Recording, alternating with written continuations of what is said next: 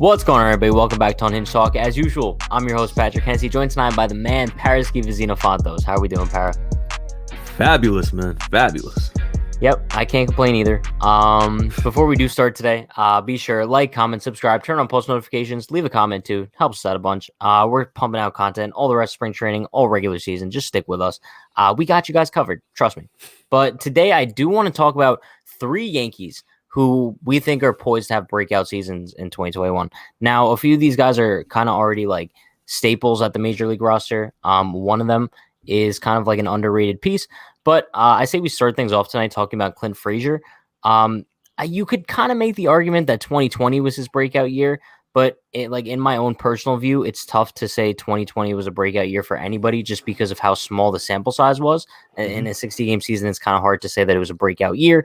But Clint Frazier definitely was fantastic in 2020. Oh, absolutely. Slashed 267, 394, the 511 slugging, 8 home runs, 26 RBIs in 39 games. I'm expecting a lot out of Clint in 2021. How about you? I would consider this a breakout year because Clint never started last year. And now that he's the starting left fielder for the Yankees, he's going to be playing mostly. I could see Clint playing 150 out of the 162. So Sure. He improved his defense. That was the only one thing he was critiqued on the mode. He changed his attitude. He changed the way he approaches himself to the media, to the fans. So honestly, I could see Clint raking maybe 25 plus this year.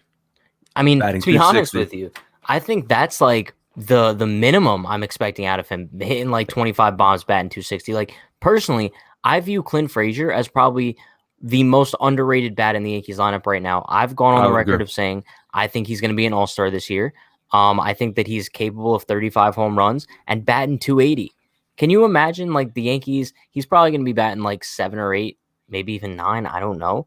But bro, like getting those numbers out of a bottom of the order bat, it just shows not only how good Clint Frazier is, but also like the depth of that lineup. You know what I mean? And I listen. He has a like beautiful swing. He has one of the most beautiful swings in that entire lineup. Bro, his hands are faster than Niagara Falls. But yeah, like you said, his defense improved tremendously. He was a defensive liability in 2019. He ended up being a Gold Glove finalist in 2020. His whole mentality has changed. He's just a gamer. I'm expecting a lot out of Clint Frazier in 2021, like many other people are. But second person I do want to talk about that I think is going to have a breakout year in 2021 is Nick Nelson. Kind of a name that no one's really talking about so far this spring, especially a guy who can make an impact in the bullpen this year.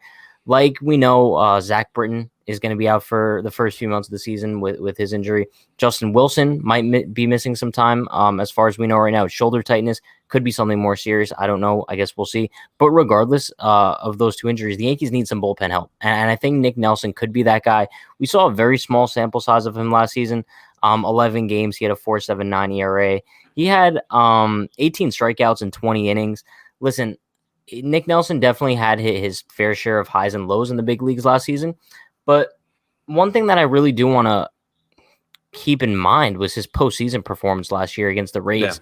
Yeah. I forgot which game it was, but there was one game where it seemed like none of the Yankees pitchers could get the Rays out whatsoever. And then here comes Nick Nelson out of nowhere, out of the bullpen, and just completely dominating what was an unstoppable Rays lineup at the time. I'm trying to find his postseason stats right now before we approach, but I mean, regardless though, I mean, like I think going into 2021, he can carry that motivation with him. I usually don't like to examine spring training stats too heavily, but like he's having a really solid spring. So yeah, listen, we know he has the stuff, we know he has the potential. I'm expecting big things out of Nick Nelson in 2021. I could see him be a nice 5'6" guy right behind Loizaga, because those are going to be like your two key points. Like say if one of the starters struggles early on, those are going to be your two key guys that are going to be coming out of the bullpen to work some couple innings. So I expect Nick Nelson to, other than Nick Nelson, before we talk about the third guy you have in mind, I don't know how to pronounce his name, but Lutug. Oh, Litke. Lucas Litke. Yeah. He's another guy that could get that opportunity to be in the opening day postseason, and the opening day bullpen. So yeah, no, I think he definitely will be, especially because now, like we said, Wilson might be missing some time too. I think Litke is almost a lock for that bullpen at this point. Yeah. But I mean, with that being said, I know we talk about Nelson, and I know you want to talk about his postseason stats. I pulled it up. He pitched 2 innings. Only gave up 1 hit, no earned runs, but it was just solid, especially like for a guy who's never pitched in the postseason Yeah. before. But like we mentioned, I mean, the Yankees have so many arms in their bullpen this entering the season that can make an impact. I mean, Nick Nelson's just one of the guys in particular that I think is going to have a breakout year. I kind of view him as like he can have a Chad Green type of breakout in the sense of the Yankees were high on him going into calling them up, and they didn't really show anything special from the start. But as time goes on, they can transform into something special, which I think Nelson has the possibility of doing. That's a great comparison with Chad Green. Yeah. However, third guy I do want to talk about that I think is going to have a breakout year is honestly the one I'm most excited to see, and he's going to be making his Yankee debut this year. Jameson Taion. He hasn't pitched since He pitched a few games in 2019, but other than the 7 starts in 2019, the dude hasn't pitched since 2018. He's coming off Tommy John, I believe. Could be wrong, but I'm pretty sure he's coming off Tommy John. But yeah, he's another guy. I don't really like to look into spring stats too heavily, but like he's having an amazing spring training. He looks really good, completely transformed his delivery, and he's feeling comfortable with it. And I think that Taillon's like that type of guy where I know entering the season, Kluber is likely going to be the number 2 behind Cole. Yeah. But I think by the end of the year, Taillon can easily solidify himself as the Yankees' number 2 because he has that good of potential. And I think we're going to see it this year if he stays healthy. Yeah, I agree. But going into the season when we first acquired him, I always saw him as our number 3 starter behind Kluber and Cole. But honestly, he's shown a lot of tremendous work. Like, honestly, he gave up his first run in spring training. Yeah. His last games. But honestly, I think the guy's been through a lot. He's had 2 Tommy John surgeries, I believe. I believe he had cancer too. So he's battled a lot. I believe so. Yeah. No, he's been through a lot in the last couple of years. But honestly, I feel like the Yankees are the perfect opportunity for him to show. And he has a great connection with Garrett Cole. And when you have your number 1 starter, number 3 starter as best friends going into the season, honestly, this rotation, we had a lot of doubt in the beginning of the offseason, but with a lot of the work Cashman and Steinbrenner did, I'm very excited for this rotation. No, yeah. I mean, it's crazy to think about because usually like at this point in spring training, we're like looking at the Yankees rotation. We're like, damn, like it's just not looking too hot.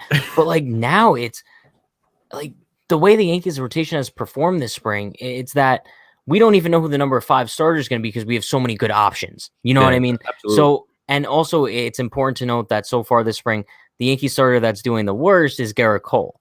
So it just really goes to show that the Yankees pitching is in a solid place going into the season for the first time in a long time. If they stay healthy, hopefully they stay healthy. But I think that Jameson Taion is kind of the X factor in that rotation because if he could pitch up to his potential, it's going to be even more dangerous than anyone is expecting because we know that if Kluber's healthy, we're going to get good performances out of him.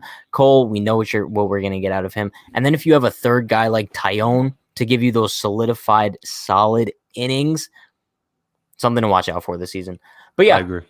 Those are 3 Yankees that we think are going to have breakout seasons in 2021. Obviously, there's a bunch more that are capable of doing so, but we kind of pinned it down to 3. But that is going to do it for us today. You guys know the drill. We go live every night, 9 p.m. Eastern Time. Daily uploads every day at 12. Like, comment, subscribe, turn on those post notifications so you do know when we go live every night at 9 p.m. It's going to wrap it up. We'll see you guys next time. Stay happy, stay healthy, stay safe. Peace.